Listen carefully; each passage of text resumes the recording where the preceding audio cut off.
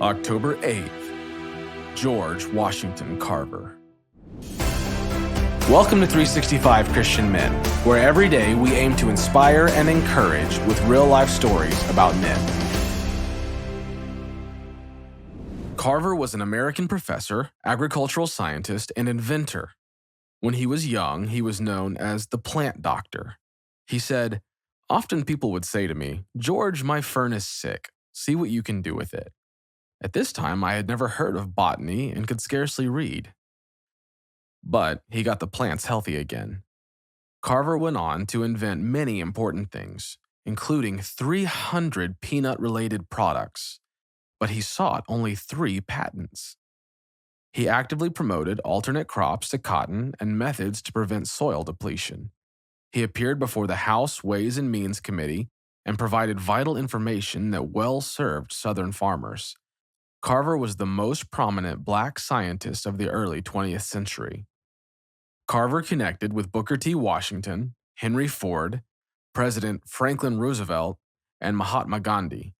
And when Thomas Edison offered Carver a 6-figure job, Carver turned it down. And on this date, in 1896, he arrived to teach at Tuskegee Normal and Industrial Institute. And nobody was talking about 6 figures. The true measure of a man's success is found in his willingness to serve others. George Washington Carver stared at the invitation to join the faculty of the Tuskegee Normal and Industrial Institute in Alabama. It was the first major educational institution in the South to hire black faculty, and its goal was to develop black leaders. But George had no desire to return to the South. He reread Booker T. Washington's letter. "I cannot offer you money, position, or fame. These things I now ask you to give up. I offer you in their place work, hard work, the task of bringing a people from degradation, poverty, and waste to full manhood. Your department exists only on paper, and your laboratory will have to be in your head." George had fought hard to get where he was. The first black man to earn a master's degree from Iowa State College, and he now served on its faculty, the first black college instructor in the whole state of Iowa. He had overcome isolation, hunger, and discrimination, and struggled for years to gain acceptance based on his achievements, not the color of his skin. But the invitation haunted him. He thought about a scripture he had loved even before he could read, one his foster mother, Susan Carver, had taught him. "And ye shall know the truth, and the truth shall make you free." John 8:32. The students of Tuskegee Institute, just one generation from slavery, were technically free, but society and the students' own perceptions held them back. Who would teach them that as God's treasured creations, they were free to dream?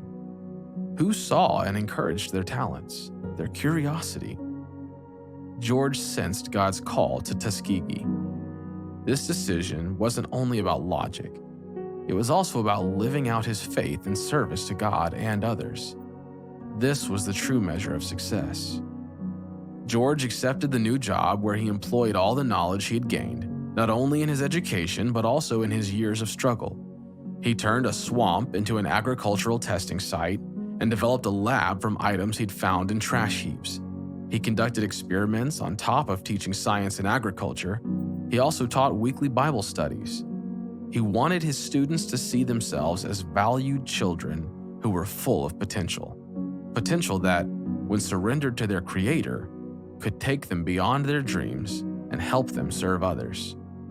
Farmers, both black and white, succeeded using George's methods.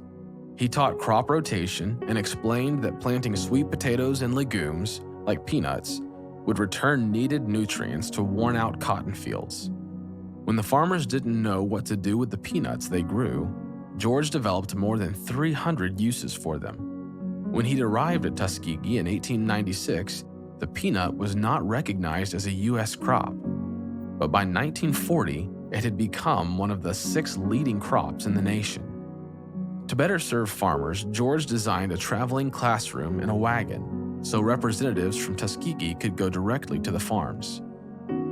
Though Booker had not promised him fame, fame came to George anyway. By 1905, most people in America and across the world knew the name George Washington Carver. He took Booker's last name for his middle name. By the 1920s, George had entertained Thomas Edison, Henry Ford, and other notable leaders. As George's success grew, people sometimes urged him to update his lifestyle, including his wardrobe and living arrangements. But George refused. He told them it didn't matter how much money people had in the bank or what type of automobile they drove. These mean nothing, he said. It's simply service that measures success. How do you measure success?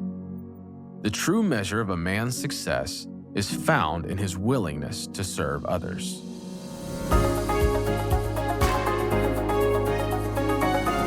You know, long before clicks and likes were a thing, life was done, and a lot of times life was done in a bubble. We didn't do what we did to get accepted or to get acknowledged. We did it because it was what we were gifted or called to do. You know, today's story about Booker T. Washington has so many taglines or so many different ideas that you could follow through and be challenged by. But the one thing in particular that really resonates with me and really sticks out to me in this story was, here was a man that by society's standards would have been underprivileged, no doubt about it.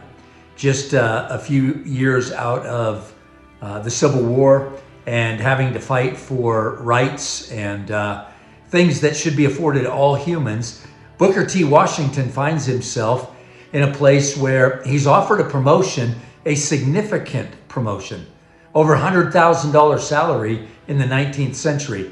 That would have been unheard of. That would be a lofty salary today, but yet there was something in the heart of Booker T. Washington that made him say, I need to stay true to my convictions and what I believe God has called me to do. Man, that stopped me in my tracks. I don't want to live that way. I don't want to live in such a way where I'm seeking fame and fortune and pursuing the clicks and the likes, but really committed to what it is that God's calling me to do as a man of God. Booker T did not have an opportunity, societal wise, to be successful, but in the eyes of God, because he was committed to God's call, he was able to accomplish all that God called him to accomplish. What about you, men? What about me? My name is Blake Maddox. I'm the executive director of 365 Christian Men, and I've been working with these stories for many, many years now, and I can tell you honestly that every story challenges me, even if I've heard it before, on a new level. So my challenge to you today is, are you content doing what God's called you to do in the role of serving his kingdom and his purposes, regardless of what society says or the world says is successful? God bless you. Have a great day.